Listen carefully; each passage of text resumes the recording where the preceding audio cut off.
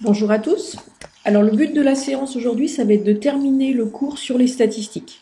Donc il vous reste une feuille, normalement que vous aviez dû imprimer la semaine dernière, donc vous devez la coller à la suite du cours et c'est aux alentours de la page 100 du cahier. Pour commencer, donc on va voir en quoi le tableur est un outil pour les statistiques. Alors voici une série de valeurs. Donc dans la cellule A1, vous avez le nombre 5, en B1, vous avez 12, en C1, 13, 8, 14, 9, 12 et 11. L'objectif, ça va être de calculer la moyenne de cette série, la médiane de cette série et l'étendue de cette série. Donc tout ça grâce au tableur. Alors je vais vous montrer donc sur le tableur ce qui se passe.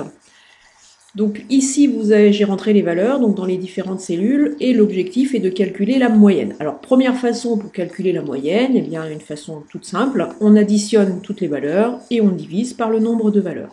Alors n'oubliez pas que lorsqu'on applique un calcul au tableur, on commence par égal.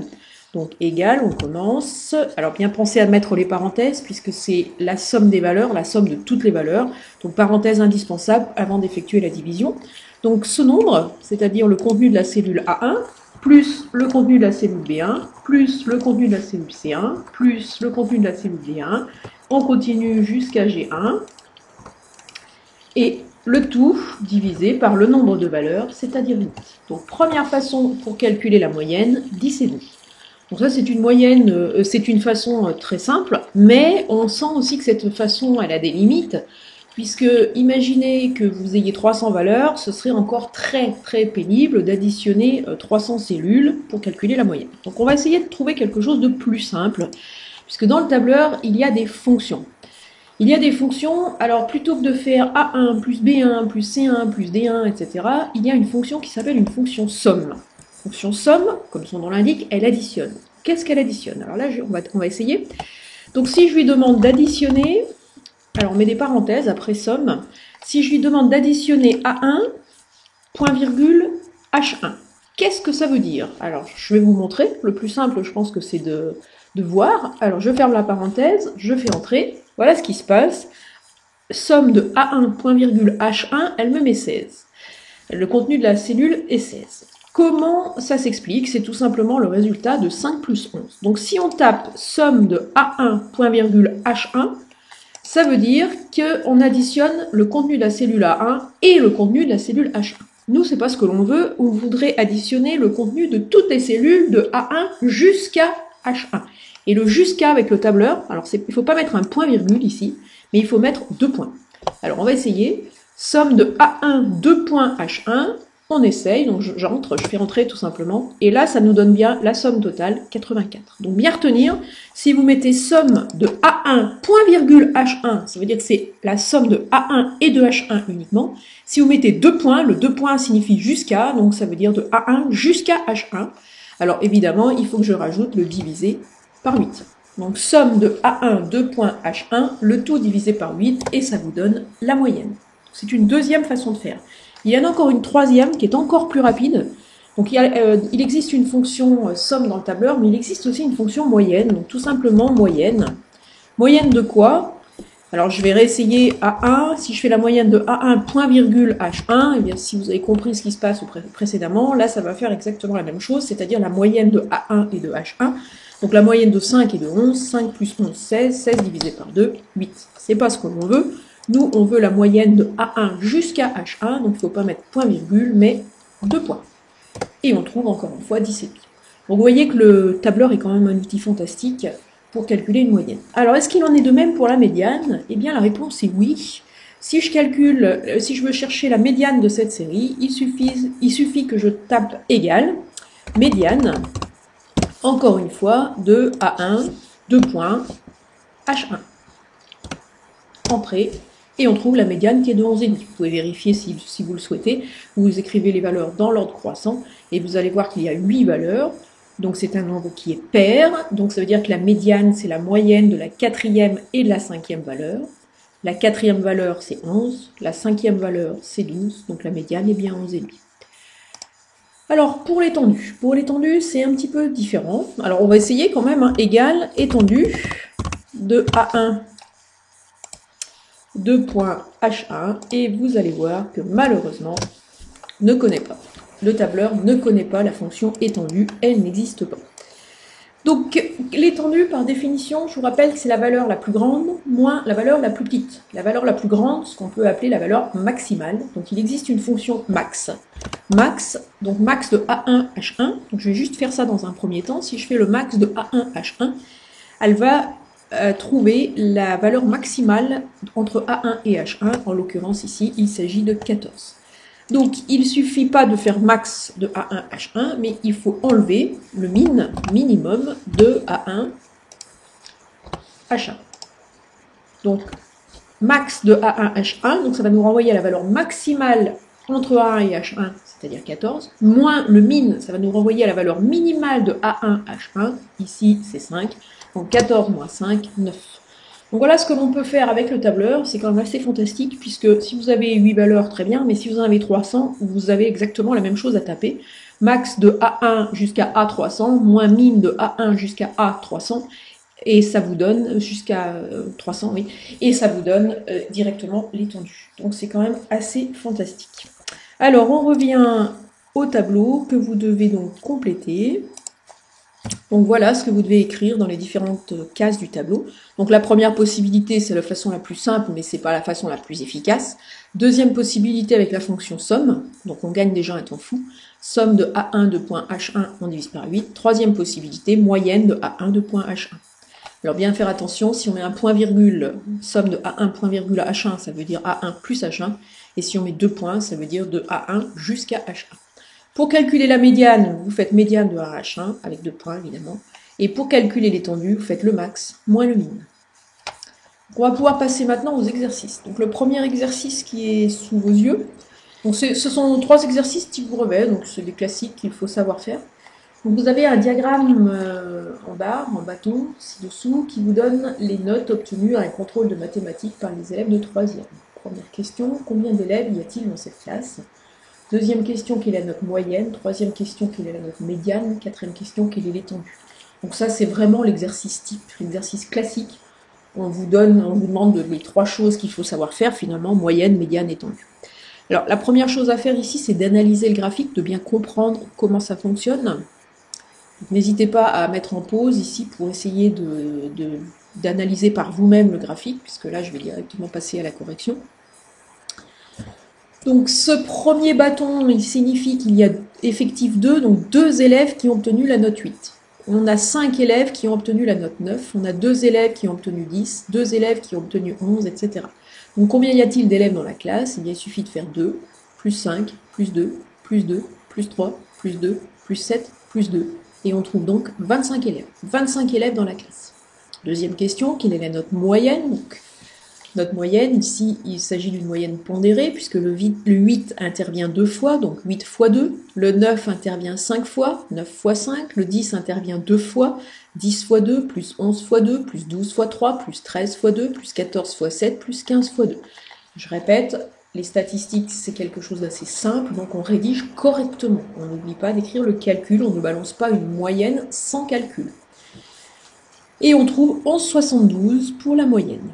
Pour la médiane, donc la médiane, pensez bien le réflexe. Première chose, on écrit toutes les valeurs dans l'ordre croissant. Ici, on a 25 valeurs, la question ne se pose pas, on les écrit toutes. Donc le 8, comme il y en a 2, on l'écrit 2 fois. Le 9, il y en a 5, on l'écrit 5 fois, etc. L'effectif total est de 25, qui est un nombre impair, donc c'est le cas facile, je dirais. 25, on divise par 2, donc ça fait 12,5. Ça veut dire que la médiane, c'est la 13e valeur. Donc on compte la 13e valeur et on trouve 12. La médiane est de 12. Ça veut dire qu'il y a autant de personnes qui ont moins de 12 que de personnes qui ont plus de 12. Donc ne pas confondre moyenne et médiane. Pour l'étendue, dernière question, l'étendue, c'est la valeur maximale moins la valeur minimale. Donc meilleure note moins note la plus faible. Meilleure note 15, note la plus faible 8, 15 moins 8, 7. L'étendue est de 7. Voilà pour l'exercice numéro 1. L'exercice numéro 2 est exactement du même style.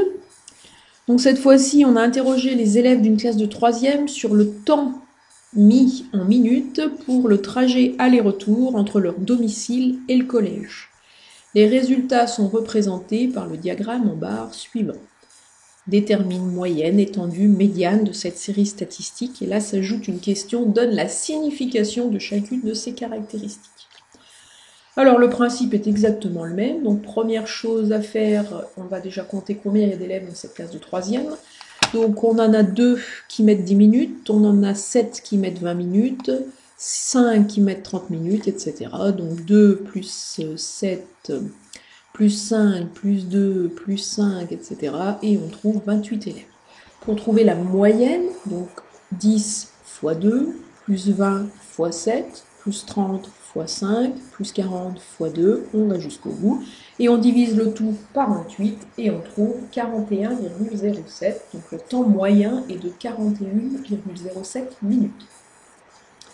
Deuxième chose, la médiane. Bon, j'ai fait la médiane avant l'étendue.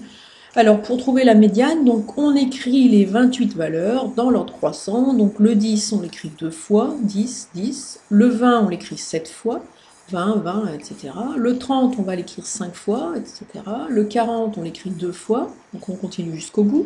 Donc cette fois-ci, on a 28 valeurs, qui est un nombre pair. Donc de 28, on le divise par 2, ça fait 14. Donc on va faire deux groupes de 14. Donc voici le groupe des 14 premières valeurs, voici le groupe des 14 valeurs suivantes. Donc la médiane, elle est ici au milieu, entre 30 et 40. Donc ça va être la moyenne de 30 et de 40. Donc la médiane, c'est 35. Ça veut dire qu'il y a autant de personnes qui mettent moins de 35 minutes que de personnes qui mettent plus de 35 minutes. Et enfin pour l'étendue, donc l'étendue, valeur la plus importante, 90, moins la valeur la plus faible, 10, 90 moins 10, 80. Alors donner la signification de chacune de ces caractéristiques, alors c'est juste pour montrer que vous avez compris ce que c'est que ces valeurs, ce que ça représente. Hein. Donc la moyenne, bien juste le temps moyen, est de 41,07 minutes. La médiane, donc la moitié des élèves mettent moins de 35 minutes et au moins la moitié des élèves mettent plus de 35 minutes.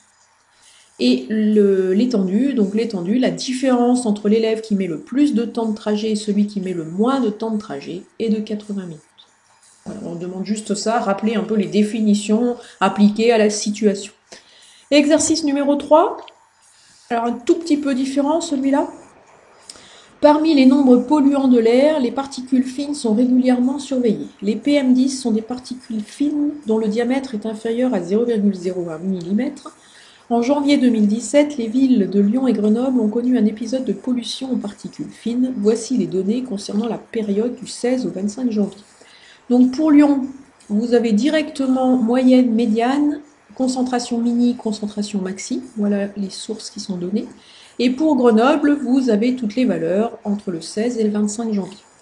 Première question, laquelle de ces deux villes a eu la plus forte concentration moyenne, le mot moyenne est très important, en PM10 entre le 16 et le 25 janvier. Donc pour Lyon, elle est connue, et pour Grenoble, eh bien, il suffit de la calculer.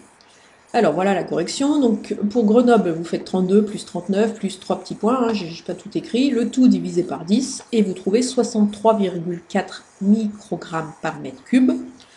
Or, 63,4 est plus petit que 72,5, puisque la moyenne de Lyon est de 72,5.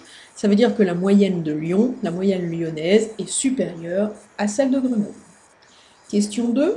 Calculez l'étendue des séries à Lyon et Grenoble. Laquelle des deux a eu l'étendue la plus importante? Alors, à Lyon, on a le mini qui est de 22, le maxi qui est de 107. Donc 107 moins 22, ça fait 85 microgrammes par mètre cube à Lyon. Et pour Grenoble, donc il suffit de chercher la valeur maximale qui est de 89, moins la valeur minimale qui est de 32. 89 moins 32, 57. Donc l'étendue la plus importante est celle de Lyon. Question 3, l'affirmation suivante est-elle exacte? Justifiez la réponse. Du 16 au 25 janvier, le seuil d'alerte de 80 microgrammes par mètre cube par jour a été dépassé au moins 5 fois à Lyon. Alors à Lyon, on n'a que ces données-là. Donc qu'est-ce que l'on va bien pouvoir utiliser ici? Eh bien, il va falloir utiliser la médiane. On sait que la médiane est de 83,5. Entre le 16 et le 25 janvier, ça représente 10 données. Une par jour, donc ça fera 10 données au total. Comme la médiane est de 83,5, ça veut dire qu'il y a 5 valeurs qui sont inférieures ou égales à 83,5 et 5 valeurs qui sont supérieures ou égales à 83,5. Ça veut dire aussi que au moins 5 jours, le seuil de 83,5 a été dépassé. Donc s'il a été dépassé, ça veut dire que le seuil de 80 a forcément été dépassé aussi. Donc l'affirmation est vraie. Donc je répète, médiane 83,5, ça veut dire qu'on a 5 valeurs inférieures ou égales à 83,5 et 5 valeurs supérieures ou égales à 83,5. Si on a au moins 5 valeurs supérieures ou égales à 83,5, ces 5 valeurs sont forcément plus grandes que 80, qui lui est le seuil d'alerte. Donc ça veut dire que l'affirmation est vraie, le seuil d'alerte a bien été dépassé au moins 5 fois. Voilà pour la fin de ce chapitre sur les statistiques. Donc ça représente la fin du cahier du cours, on va dire la fin de ce que vous écrivez dans le cahier de cours. Donc je reviendrai vers vous la semaine prochaine pour un AP, c'est-à-dire une fiche d'exercice uniquement sur statistiques, et je vous mettrai aussi des exercices sur Learning Apps pour que vous puissiez retravailler tout ça tout seul. Et puis après, on envisagera une petite évaluation. Allez, à bientôt!